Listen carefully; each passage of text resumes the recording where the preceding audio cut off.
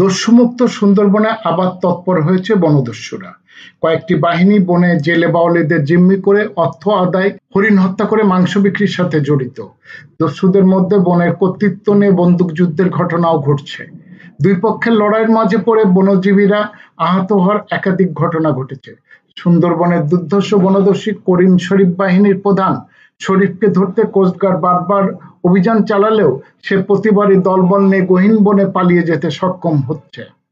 সর্বশেষ সোমবার বিকালে কোস্টগার্ড খবর পায় সুন্দরবনের শিবসা নদীর আদাসগি এলাকায় দলবল নিয়ে করিম শরীফ অবস্থান করছে। কাল বিলম্ব না করে কোস্টগার্ড বেজ মোংলার একটি চৌকস দল অভিযান চালায়।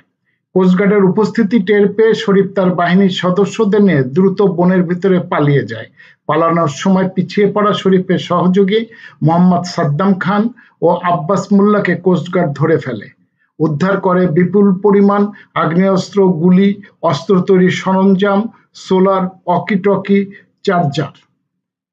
অভিযান পরিচালনা করে উক্ত এলাকা হতে 2টি একনলা বন্দুক, একটি শর্টগান, একটি খেলনা বন্দুক, অস্ত্র তৈরির সরঞ্জামাদি, 23 রাউন্ড তাজা কার্তুজ, 204 রাউন্ড ফাঁকা কার্তুজ, 9টি দেশীয় অস্ত্র, 4টি কুড়াল, 7টি করার, 10টি রড, 5টি হাতুড়ি, একটি সোলার, 28টি মোবাইল, 11টি ওয়াকি-টকি এবং চার্জার সহ 2টি কাঠের নৌকা সহ সুন্দরবনের কুখ্যাত ডাকাত করিম শরীফ বাহিনীর অন্যতম 2 সহযোগী আটক করা হয়।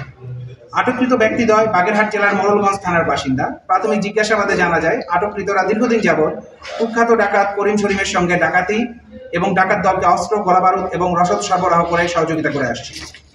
সুন্দরবন সহ উপকূলীয় ও নদীর তীরবর্তী অঞ্চলের আইন শৃঙ্খলা রক্ষায় কোস্টগার্ড 24 ঘন্টা ব্যাপী টহল ও বিশেষ অভিযান অব্যাহত রেখেছে।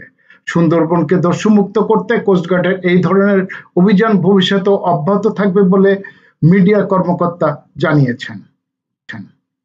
S M Habib, ATN Bangla, Khulna.